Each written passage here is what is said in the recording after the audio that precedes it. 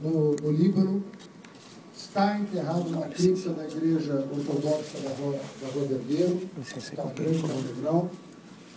E eu nunca, por ensinamento do meu pai, que o meu avô eu não conheci, eu nunca ousaria pedir apoio político para um líder religioso. Porque o meu avô jamais admitiria uma coisa dessa. Você abordar, se aproximar, conversar, se apresentar, isso tudo faz parte da regra. Vocês são pessoas que têm uma atuação importante na cidade de São Paulo. Vocês precisam conhecer as ideias dos candidatos. Vocês precisam saber a que veio o candidato, qual a origem dele, qual o seu ideário, quais são os seus projetos de governo. Mas o candidato tem que ter a humildade, ele tem que ter a humildade de não avançar o sinal, de respeitar a liberdade de crença, a liberdade de credo, respeitar todas as confissões, dar a devida importância à liberdade religiosa, ao combate à intolerância, sem fazer distinção. O Estado é laico em função disso. O Estado é laico para não fazer a distinção, né? Para proteger a liberdade de todos manifestarem a sua fé e a sua crença. Por isso que o Estado se retira desse ambiente para dar a proteção devida a esse ambiente, para que todos possam livremente manifestar as suas crenças e a sua fé. Esse é o sentido da nossa Constituição. E o que eu vejo aqui, no documento que vai ser apresentado, é uma defesa da nossa Constituição. Quer dizer, a defesa daquilo que deveria ser observado por todos os governantes. Respeito a todas as crenças, combate a todo tipo de intolerância, evitar toda e qualquer arbitrariedade. Não faz sentido você aplicar arbitrariamente a legislação que é clara e que deveria inibir justamente a coação por parte do agente público.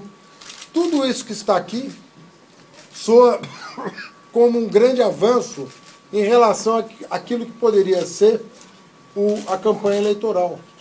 Nós vivíamos no intercâmbio com as várias igrejas que existem no município de São Paulo, e felizmente todas as crenças estão manifestadas na nossa cidade, sem exceção. Acho que é difícil uma crença do mundo não ter alguma representação aqui. Eu acho muito difícil que isso aconteça. Isso então traz para nós uma riqueza cultural inestimável. Você poder conviver com as pessoas das mais variadas tendências, das mais variadas ideologias, das mais variadas formas culturais. Isso tudo é riqueza de São Paulo. Está na diversidade e no acolhimento. Porque aqui o diferente é acolhido. Então, para mim, a presença de vocês aqui defendendo esses princípios, celebrando esses princípios, tem uma força tremenda, inclusive para as próximas eleições, no sentido de orientar os candidatos a não buscar instrumentalizar as igrejas, não buscar o apoio fácil, se apresentar seu plano de governo, apresentar suas ideias, mas respeitar, né, a particularidade, a individualidade, né, a privacidade das pessoas. Porque a fé das pessoas, né, a crença das pessoas, é um assunto da sua vida privada.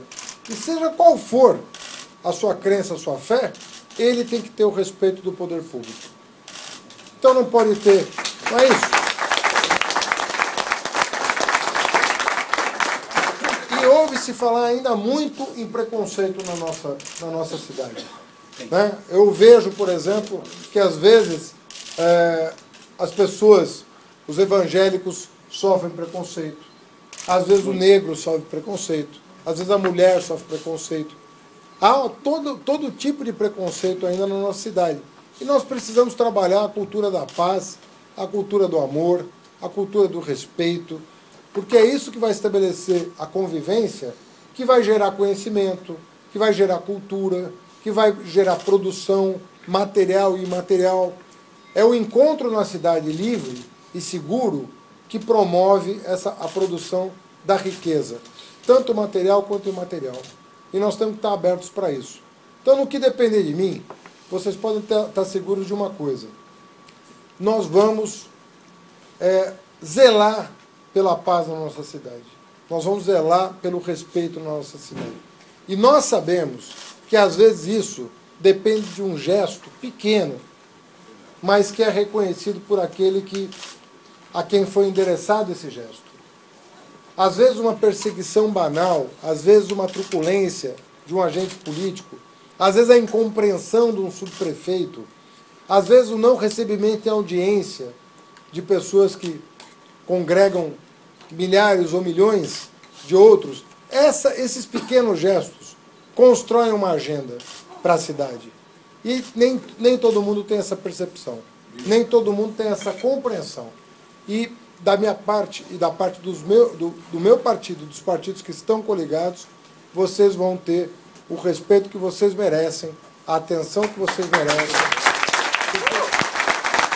Sem sombra de dúvida. E isso é sem contrapartida, porque ninguém está aqui negociando contrapartida com ninguém. É o que está na lei, é o respeito que a nossa Constituição prevê. É um direito, e apenas um direito, que está sendo defendido aqui por esse documento. E é esse direito que nós vamos observar. Então é um dever nosso observar esses direitos. E nós o faremos porque entendemos que esse exemplo precisa ser dado em toda e qualquer circunstância. Porque só assim a violência vai acabar no nosso município. É verdade. Porque aí sim você vai ter uma sociedade que celebra a paz. É através do exemplo. Né? Um homem deu um exemplo para a humanidade, não é isso? Um homem. Por meio de gestos. Não foi por meio de qualquer outra coisa. Só por meio de gestos. Pela sua ação, pelo seu exemplo, transformou a humanidade. Se ele, com a sua grandeza, foi capaz de transformar a realidade por meio de gestos, nós, que detemos o poder, que estamos numa cidade com 11 milhões de habitantes, será que nós não podemos encontrar nesse caminho, nessas palavras, o espaço para o convívio respeitoso entre nós, para que não precisemos nos ofender, sem rancores, sem ódios, sem nenhum tipo de animosidade, sem belicosidade? Eu acho que sim. Eu acho que essa sociedade está carente desse exemplo.